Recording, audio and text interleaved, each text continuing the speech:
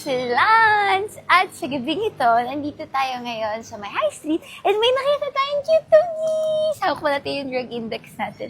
Hello! Ang ganda ng color nila, pero look at this one. Oops! Huwag niyo siya daganan, baby! Huwag niyo siya daganan. Siya medyo hirap siya sa paghinga, so hindi ko alam baka meron siyang iniinda, pero kita naman sa kanyang itsura na medyo nahihirapan siyang huminga. So, kailangan niya mapacheck up sa veterinarian. And may kitty dito, parang inadapt nila. Yung mga may hawak sa kanila, mga nagvo-volunteers na nagpapakain ng mga dogs and cats. Tsaka nagpo-foster dito. Tapos, tinan niyo tong isa. Uminom siya kanina ng water pero meron siyang mark sa nose niya. So, possible na na-adopt siya or finoster siya tapos pinagamot pero naka-recover na siya. May sugat siya before. Siguro nakipag-away. Ha! Tingnan niyo! Tingnan niyo! Tingnan niyo! Ang ganda ng spots nila, no? Ang ganda ng itsura nila. Tingnan niyo! Parang madudungis. Parang naglaro sa putikan. Ano? Sino ang tatay nyo? Tatay nyo ba to? Ay! Wah! Come here. Come na. Come na. Bye-bye! Ayun lang para sa gabing ito. Ingat kayo palagi and God bless. Keep safe. This is Lance! At sa araw nito, nandito tayo sa Animal Shelter and Rescue Center dito sa Bulacan. Nag-travel pa tayo almost 2 hours papunta dito. Kaya gusto ko lang magpasalamat po sa inyong lahat na sumuporta kay Lance ever since from the start. Grabe. Kasi if not because of you, wala tayo dito ngayon. Kaya tara, samahan niyo ako na visit yung mga pets natin. Alam niyo yung mga pets dito, sobrang saya nila. Actually, minsan lang may bumisita sa mga animal shelters and rescue centers na ganito. Nakakatuwa kasi we're given a chance na makapunta dito ngayon. Also, kapag may extra time kayo, pwede kayo mag-volunteer sa mga ganito na events or kahit visit lang sometimes para i-pet sila, give them love, ganun. And if napaplanuhan nyo na mag-adopt, try adopting a stray. Sila yung usually na neglected, abused, inabandoned. Alam mo yun, deserve din nila ng pagmamahal kapantay ng mga sinasabi natin na may mga breed. Tada! Thank you so much po sa inyong lahat at nakakita tayo ng murang-mura and reliable na pet food products from PetShop. So, ayun lang para sa araw na to. God bless you! Alam mo ba na hindi kaya ng mga taong ngumiti nang nakapikit ang mata? Oh, di nakangiti ka ngayon. Ganyan dapat lagi. Bakit? Dahil alam mo ba na ang madalas na pagngiti ay nakakadagdag ng 7 or more years sa buhay mo? Ang ganda ng ngiti mo. Laging ganyan, ha? Bakit kapag may problema tayo, may kailangan tayo, or may gusto tayong makuha, ang bilis nating lumapit sa kanya?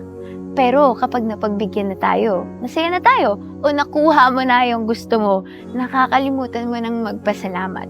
Sana, kahit nasa ang sitwasyon man tayo ng buhay natin ngayon, masaya man o hindi, sana matuto tayong umalala because God is greater than any ups and downs.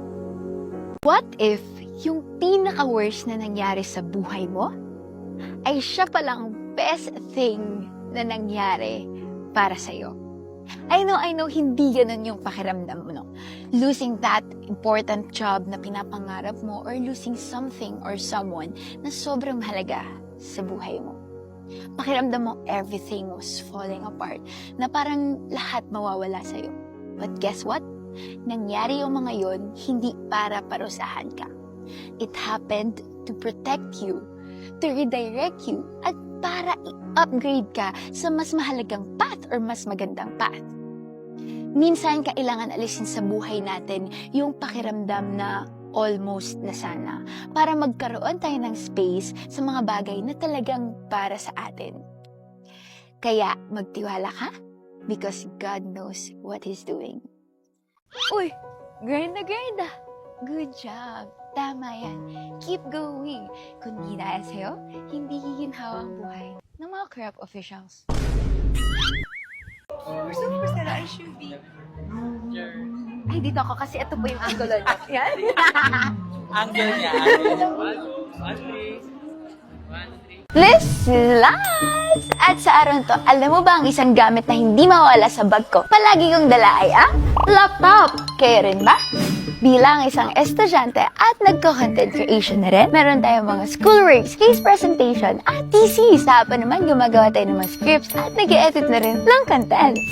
Ang problema, bukod sa bulky siya dalhin, medyo matagal na rin yung laptop na gamit natin. Bumabagal na siya, kaya bumabagal na rin yung workflow natin.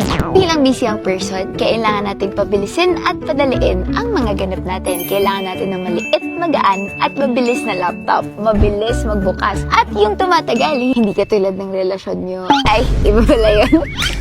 Uy, scripted na. Familiar to. Phone style! Dito tayo bumili before ng iPhone 17 Pro Max natin. At gamit na gamit naman natin siya. Grabe, legit dito. Halos pa full na yung storage natin. So, speaking of, another investment, naghanap tayo ng laptop. Balita ko, meron sila nung bagong labas na MacBook Neo. Kaya itanong natin kung meron silang stock. Tara.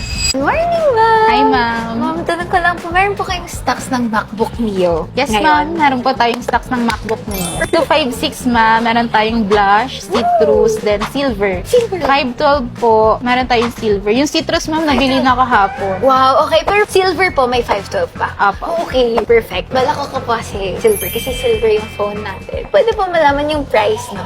Sa 256 natin, ma'am, 39,990 siya. Sa 512, 46,990. Sakit pala sa bulsa. Huwag na lang siguro. Nating palampasin ang pagkakataon dahil kailangan natin magkaroon ng mas efficient na workflow at good investment to para sa ating schoolworks at pagka-content. So, unbox na natin. Tara! At hindi mawawala ang freebies ng phone style. Ano kaya laman nito? Siyempre, alam ko na to. Speakers! Pinagpilian natin siya between yung wireless earbuds natin at yung speakers. Meron na tayo nito last year sa iPhone, kaya ito na lang. Thank you so much, phone style!